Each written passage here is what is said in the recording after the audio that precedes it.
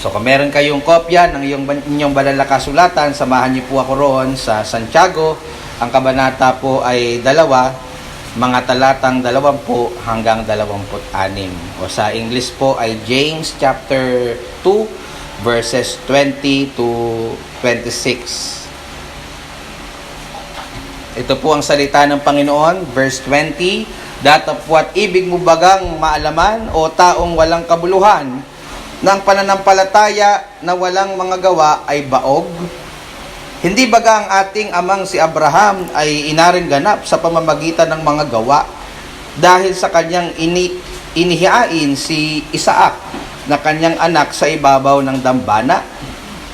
Nakikita mo na ang pananampalataya ay gumagawang kalakip ng kanyang mga gawa at sa pamamagitan ng mga gawa ay naging sakdal ang pananampalataya. At natupad ang kasulatan na nagsasabi, at si Abraham ay sumampalataya sa Diyos at yaoy ibinilang na katwiran sa kanya.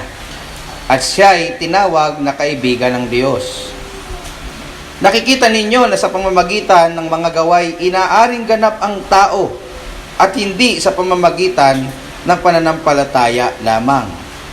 At gayon din naman, hindi rin baga si Rahab na patutot ay inaring ganap sa pamamagitan ng mga gawa dahil sa tinanggap niya ang mga sugo at kanyang pinapagdaan sila sa ibang daan, sapagkat kung paanong ang katawan na walang espiritu ay patay, ay gayon din ang pananampalataya na walang mga gawa ay patay. Purihin po ang Diyos sa pagkabasa ng kanyang makapangyarihan at hindi po nagkakamaling mga salita. Justification by works. Yan po ang titulo ng ating pinag-aaralan na mga talata sa hapon pong ito. Mga kapatid, isa po marahil sa masasabi kong matibay na mga talata na ginagamit po ng mga kulto. Kapag sinabi po ko pong kulto, mga kapatid, sila po yung mga grupo na naniniwala na ang kaligtasan ay sa pamamagitan ng paggawa ng mabuti o pagsunod sa mga kautusan, ay yung mga talatang atin pong pinag-aaralan ngayong hapon. Ito pong mga talatang ito ang madalas po nilang ginagamit para po pasinungalingan ng ating paniniwala na ang tangi pong paraan upang ang isang makasalanan ay ituring na matuwid sa harapan po ng banal na Diyos ay dahil lamang sa biyaya sa pamamagitan ng pananampalataya lamang kay Kristo lamang. Hindi po ba yan ang ating pananampalatayang pinaninindigan? So, ang mga kulto po o yung mga laban sa pananampalatayang ito, ang kanila pong ginagamit na talata para po pasinungalingan ng ating paniniwala, ito po ang mga talatang ating binasa. Sinasabi nila gaya halimbawa ng mga Katoliko o yung mga naniniwala kay Soriano na ang dating daan o yung mga iglesia ni Cristo ni Manalo na mali ang ating paniniwala sapagkat kung babasahin po natin yung mga talatang ating binasa kanina, paulit-ulit, sabi nila, di umano, na sinasabi ng mga talatang ito ng pagiging matuwid sa harapan ng Diyos ay sa pamamagitan po ng mga gawa. Gaya halimbawa ng sinasabi sa verse 21, sabi doon, hindi baga ang ating amang si Abraham ay inaring ganap sa pamamagitan ng mga gawa? Gayon din po sa verse 22, sabi ho doon, nakikita mo na ang pananampalataya ay gumagawang kalakip ng kanyang mga gawa at sa pamamagitan ng mga gawa ay nagiging sakdal ang pananampalataya. Lalong-lalo na po kung tatalon tayo sa verse 24 kung saan tahasan pong sinabi ni Santiago ang ganito, nakikita ninyo na sa pamamagitan ng mga gaway inaaring ganap ang tao at hindi sa pamamagitan ng pananampalataya lamang. Nakita niyo po ba't nabasa yung mga talatang aking binanggit? Sa unang tanaw po, mga minamahal, tila nasa katwiran yung mga kulto, hindi po ba? Na sila po ay nagtuturo na ang kaligtasan ay hindi lang sa pananampalataya, kundi kailangan ito'y may dagdag na gawa, yung tinatawag na faith plus works. At tila nasa kamalian naman po tayo na naniniwala na ang kaligtasan ay sa pamamagitan lamang ho ng pananampalataya. Ngunit mga kapatid, talaga bang ang kaligtasan o ang pag-aaring ganap ng Diyos o yung pagtuturing ng Diyos na walang sala ang isang makasalanan ay sa pamamagitan ho ng mga gawa. Talaga po bang mali ang ating paniniwala na ito na sa pamamagitan lamang po ng pananampalataya kay Kristo ang daan para po maligtas ang isang makasalanan?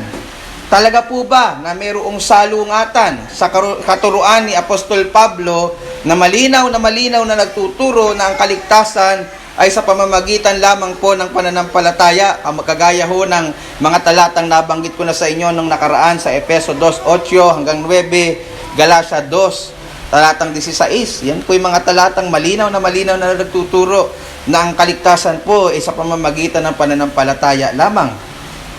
So talaga po bang may salungatan o kontrahan sa turo ni Apostol Pablo na sa pananampalataya lamang ang kaligtasan at sa katuruan ni Santiago na tila nagtuturo na ang kaligtasan ay sa pamamagitan po ng mga gawa? Nakikita niyo ho ba, mga kapatid, yung tension? Naiintindihan niyo po ba yung tension?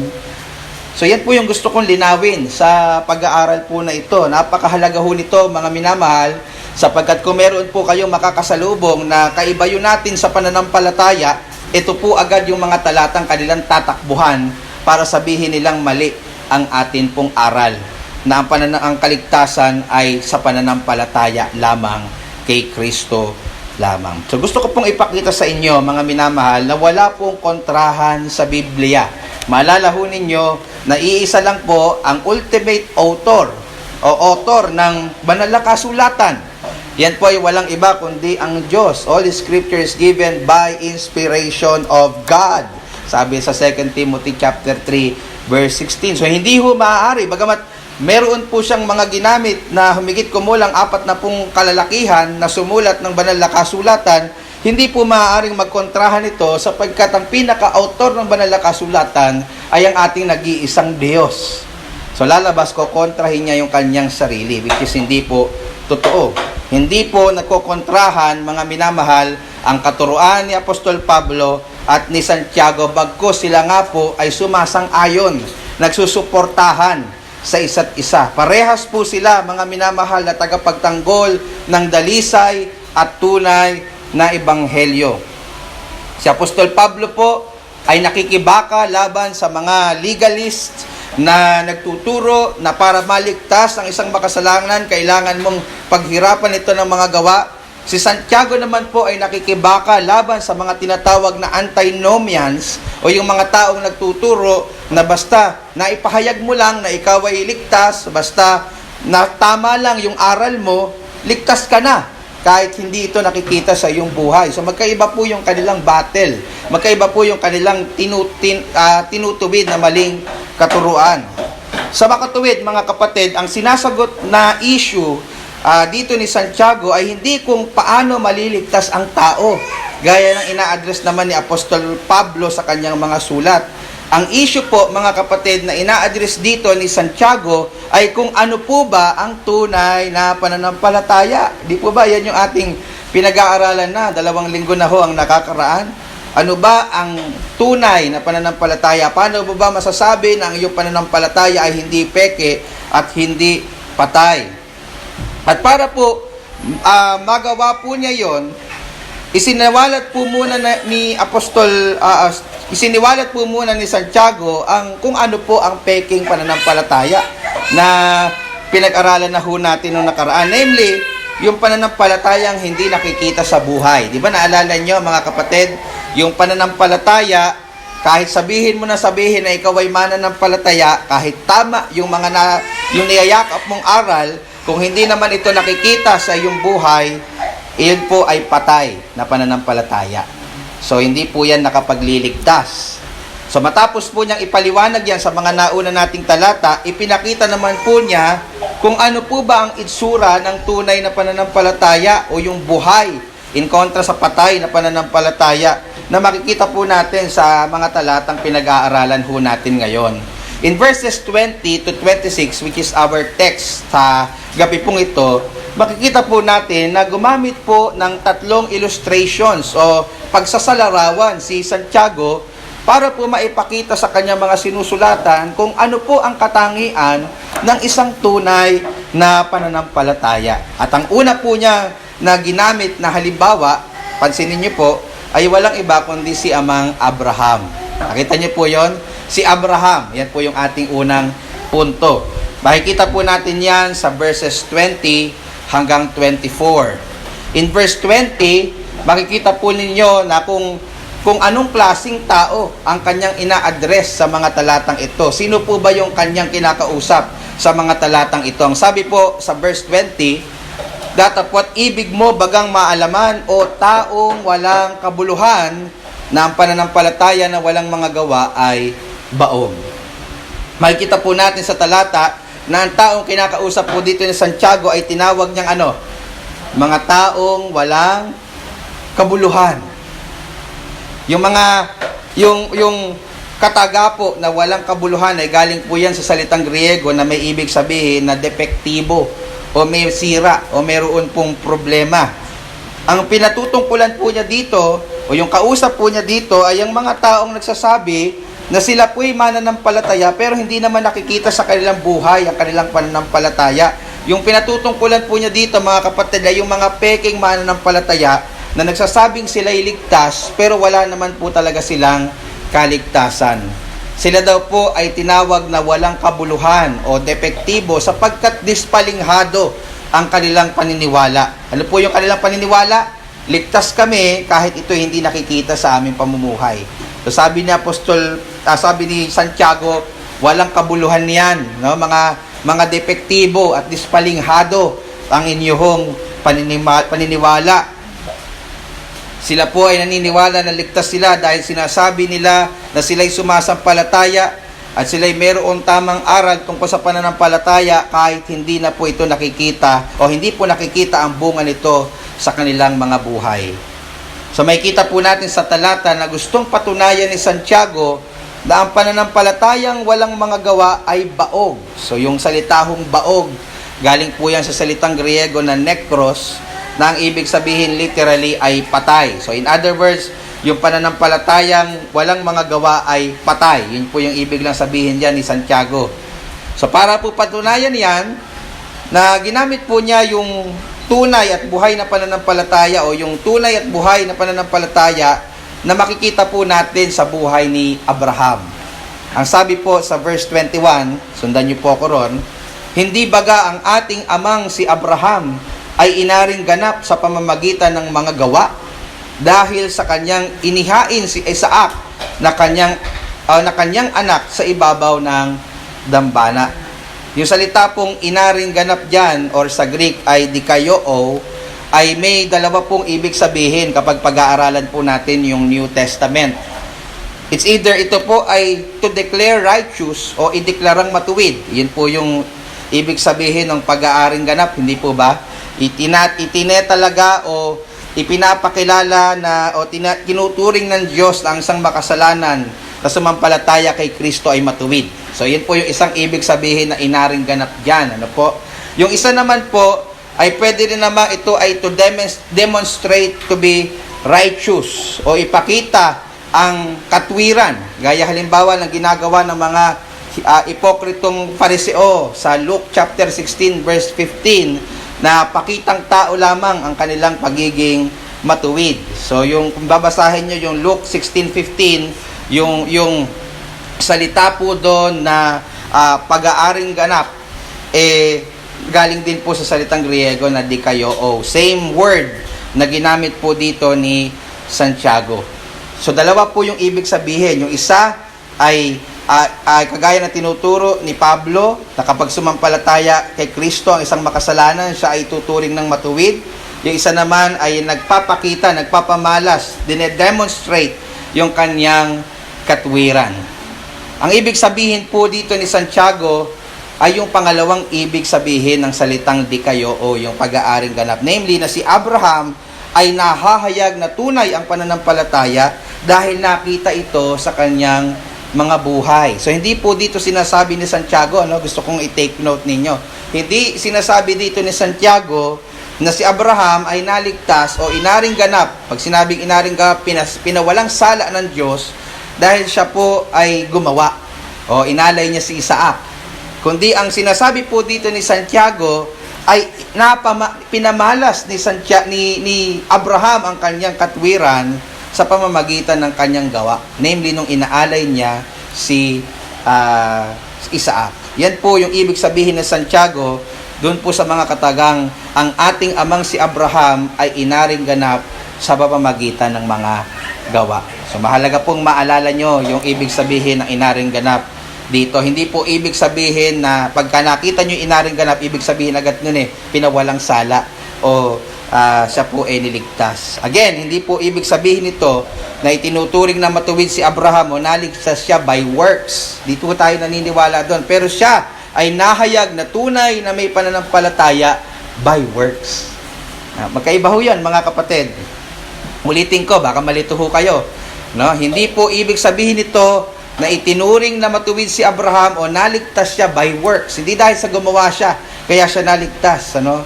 Pero siya ay nahayag na tunay na mananampalataya by works. Nalalaman nating tunay tayong mananampalataya sa ating mga gawa, sa ating mga pamumuhay. Yun po ay resulta, yun po ay bunga na tayo po ay tunay ngang sumasampalataya. Pamilyar po tayo doon po sa kasaysayan ng ni Abraham, hindi po ba? Nung panahon na sinubok po siya ng... Pamilyar po ba kayo? Nabasa niyo po ba yung story ni Abraham? Di ba? Sinubok siya ng Diyos. Si Mami, alam na alam yan eh. Tinuturo niya yan sa mga bata, di ba? Sinubok ng Diyos yung pananampalataya ni Abraham. Sa Genesis 22 yan, makikita ninyo. So maalala po ninyo na inutusan ni Abraham, inutusan ng Diyos si Abraham na ialay yung kanyang anak na si Isaac. At medyo, buti sana kung maraming anak si Abraham ng panahong ito. Kaisa-isa lang yung kanyang anak Sarah, kasi meron siyang unang anak Hagar, pero hindi yun yung pinangako ng Diyos sa kanya na magmamana ng kanyang, pagpapalain ng Diyos, na dadami yung kanyang mga lahi, pagpapalain siya, bibigyan siya ng maraming lupain, and so on and so forth. So, matagkaisa-isa niyang anak, tunay na anak kay Sarah, at matagal na ho niyang hinihintay si Isaac. Matagal na nilang pinagpe-pray, tapos dumating yung time, gusto ng Diyos ialay at ibigay sa Diyos bilang haing susunugin. At alam niyo po ang istorya, ayon sa kasaysayan sa Genesis 22, wala pong alinlangan na si Abraham, ibinigay po niya at inalay ang kanyang anak na si Isaac. Pero, mga kapatid, ito yung twist. Nung akmang iaalay na, akmang papatayin na ni Abraham ang kanyang anak na si Isaac, meron pong boses mula sa anghel ng Diyos sa Genesis 22 verse 12 na nagsabi, and I quote, "Huwag mong buhatin ang iyong kamay sa bata o gawan man siya ng anuman, sapagkat talastas ko ngayon na ikaw ay natatakot sa Diyos sa paraang hindi mo itinanggi sa akin ang iyong anak, ang iyong bugtong na anak." End of quote. Sa makatuwid, yung pag-aaring ganap o matuwid kay Abraham sa pamamagitan ng gawa ay hindi po nagtuturo na siya ay naligtas sa pamamagitan ng mga gawa niyang pag-aalay.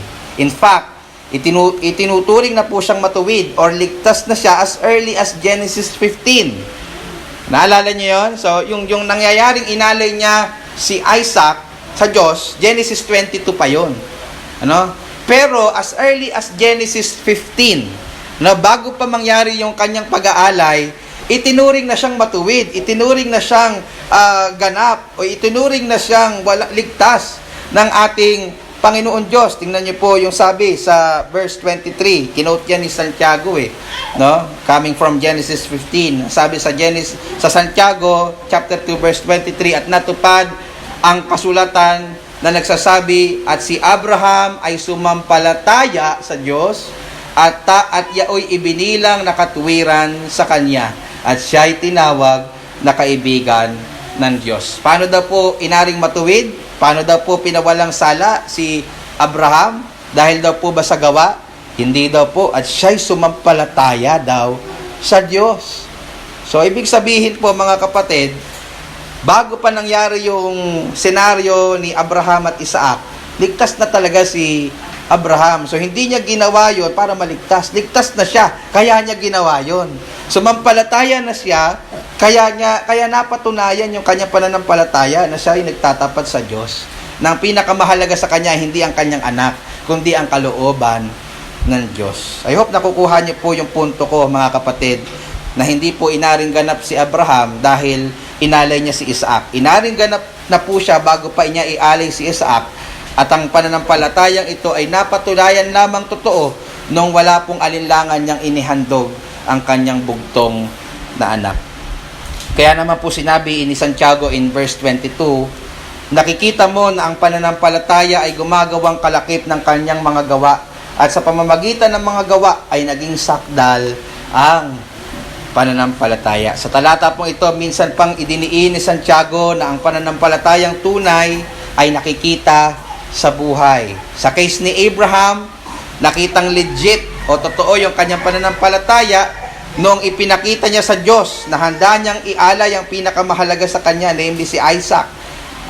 Dahil ito ang utos ng Diyos, dahil ito ang kagustuhan ng Diyos. At isa sa napakahalagang marka ng isang tunay na mananampalataya, pinahahalagahan niyang sinusunod ang utos ng Diyos. Kapag po may isang mananampalataya na nagsabi na siya ay mananampalataya o siya ay born again, pero napakamasuwayin ng kanyang buhay sa Diyos, magtaka na po kayo, hindi siya tunay na mananampalataya. So napatunayan daw po, sabi ni Santiago, na tunay na mananampalataya si Abraham kasi nakita ito sa kanyang gawa, nakita ito sa kanyang papumuhay. Kaya naman po nasabi ni Santiago sa verse 23, nandun na ho tayo, at natupad ang kasulatan na nagsasabi, at si Abraham ay sumampalataya sa Diyos, at siya ibinilang na katuwiran sa kanya, at siya'y tinawag na kaibigan ng Diyos. Ang talata pong ito ay quotation again from Genesis 15 verse 6. Yung salita pong natupad sa talatang ito ay galing po sa salitang Griego na pleroo, na may ibig sabihin na napuno o nakumpleto. Ibig sabihin, mga kapatid, dahil po ipinamalas ni Abraham yung kanyang pananampalataya sa kanyang pamumuhay, namely sa kanyang pag-aalay kay Isaac, napatunayan ang kanyang pananampalataya na hindi po peke, hindi po patay, o hindi po sa salita lamang. Ito po ay ganap at kompleto sapagkat nakita po ito sa kanyang buhay. Yan po yung punto ni Santiago sa talata pong ito. Hindi po sinasabi ni Santiago na si Abraham ay naligtas dahil inalay niya si Isaac. Again, siya po ay ligtas na bago pa mangyari ang pag-aalay niya sa kanyang anak. Ang punto po ni Santiago sa paggamit niya sa buhay ni Abraham bilang halimbawa ay para mapakita sa kanyang mga kausap na ang tunay na pananampalataya ay mayroong pong bunga. At ito po ay nakikita na sa ating pamumuhay. Gaya po ng mga nadiin ko ng pag-aaral sa inyo, mga kapatid, ito pong mga karaan. In fact, hindi lang po si Santiago ang gumamit ng halimbawa para kay Abraham o ng tungkol kay Abraham. Si Apostol Pablo po sa Roma 4:1 hanggang 5, iwan nyo muna si Santiago, punta muna tayo kay Pablo sa Roma 4:1 hanggang 5, ay ginamit din po niyang halimbawa dyan si Abraham. At makikita nyo po dyan na malinaw na sinasabi ni Apostol Pablo na si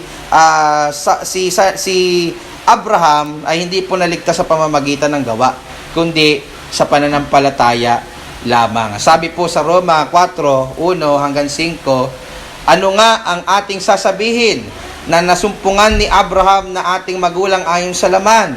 Sapagkat kung si Abraham ay inaring ganap sa pamamagitan ng mga gawa, ay meron sana siyang ipagmamapuri, datapwat hindi sa Diyos. So ang argumento ho dito ni Pablo, kung totoo na si Abraham ay naligtas o inaring ganap o pinawalang sala sa pamamagitan ng gawa, meron po sana siyang maipagmamayabang. Di po ba? And then nasabi niya sa verse 3, sapagkat ano ang sinasabi ng kasulatan? At sumampalataya si Abraham. Ulitin ko yon, at sumampalataya si Abraham sa Diyos at sa kanya'y ibinilang na katwiran. Paano daw po inaring matuwid si Abraham? Paano daw po siya pinawalang sala? Ano daw po ang ginawa ni Abraham? Sumampalataya, mga kapatid. Hindi ho siya kung ano-ano kanyang ginawa. Sumampalataya lamang siya. Ang sabi sa verse 4, ngayon sa kanya na gumagaway, hindi ibinibilang na biyaya ang ganti, kundi utang.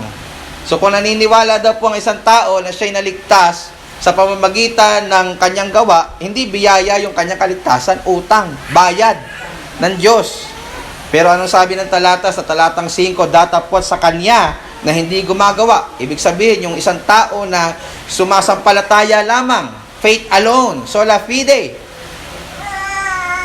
Datapwat sa kanya na hindi gumagawa, ngunit sumasampalataya sa kanya na umaaring ganap sa masama, ang kanyang pananampalataya ay ibinibilang na katwiran. So napakalinaw ho mga kapatid. Wala pong kontrahan. So ang naligtas si Apostol Pablo, naligtas si Abraham sa pamamagitan ng pananampalataya lamang, hiwalay sa gawa. Pero napatunayan ang kanyang pananampalataya sa pamamagitan ng mabubuti niyang gawa, yung pag-aalay niya kay Isaac. Iyon naman ang punto ni Santiago doon po sa talatang ating pinag-aaralan. Magkaiba po yung konteksto, mga kapatid. I hope nakikita nyo. Kaya mahalaga po sa pag-aaral ng Bible yung context. Kasi kapag hindi natin yan kinonsidera, makakargahan natin ng ibang pakahulugan yung mga talatang ating pinag-aaralan. So, tinuturo ni Apostol Pablo paano naligtas si Abraham sa Roma 4. Tinuturo naman ni Santiago kung anong klaseng pananampalataya ang in-exercise ni Abraham kaya siya naligtas. At yun po ay hindi peking pananampalataya, yun daw po ay buhay na pananampalataya na nakita sa kanyang buhay. Wala pong contradiction sa dalawang lingkod ng Diyos na ito, bagkus their teachings complement with one another. Okay? So, ganyan din po yung halimbawang makikita natin sa pangalawang halimbawa o ilustrasyon ni Santiago. So, unang ginamit na halimbawa ni Santiago, sino? Si Abraham. So, pangalawa ay si Rahab. Maikli lang po ito kasi tag-isang talata. So, in verse 25, kilala niyo po ba si Rahab, by the way? Si Mami, kilala niya yan. Siyempre, turo-turo niya yan sa mga bata. Si Rahab, makikita po natin na kung paano po ang pananampalataya, kung paano po yung pananampalataya ni Abraham ay napatunayan tunay dahil sa kanyang mga gawa. Gayon din daw po si Rahab. Tingnan niyo yung sabi sa verse 25. O gayon din naman, hindi rin baga si Rahab na patutot. Alam niyo po ba yung patutot? Siya yung babaeng bayaran. Sabi sa kanta, babaeng mababa ang lipad. So, ganun po ang trabaho ni Rahab. Sabi, gayon din naman, hindi rin baga si Rahab na patutot ay inaring ganap sa pamamagitan ng mga gawa. Kaya yan na may problema natin. Dahil sa tinanggap niya ang mga sugo at kanyang pinagdaan sila sa ibang daan. So, pamilyar po kayo, I hope, sa story ni Rahab sa Joshua chapter 2 o Josue kabanatang 2. Kung gusto nyo, balikan nyo yan.